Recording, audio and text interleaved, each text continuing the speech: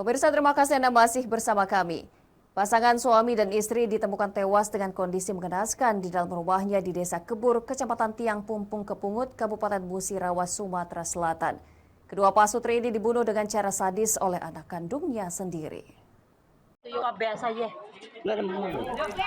Kedua korban tewas pasutri ini diketahui bernama Abastiar 70 tahun dan istrinya Sainona 60 tahun. Keduanya tewas setelah dianiaya anak kandungnya sendiri bernama Asep dengan menggunakan senjata tajam dan kayu. Peristiwa berdarah bermula pelaku yang berada di dalam rumah mengamuk lantaran penyakit kejiwaannya kambuh.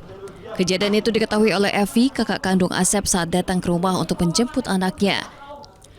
Melihat pelaku sudah mengamuk di dalam rumah, Evi berupaya membujuk adiknya untuk tenang. Namun pelaku semakin mengamuk. Karena tak bisa dibujuk, Evi kemudian keluar rumah.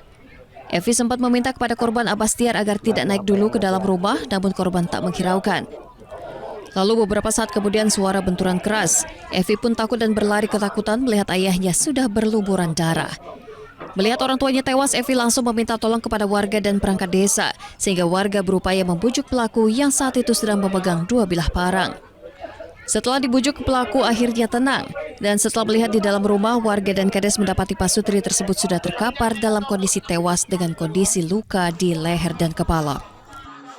Orang dalam gangguan jiwa, dia itu kadang-kadang sehat, kadang-kadang kumat.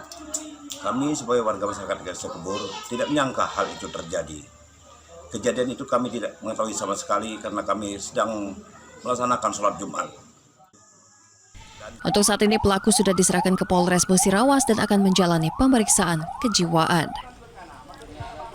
Dari Musirawas, Sudirman, Ainjus melaporkan.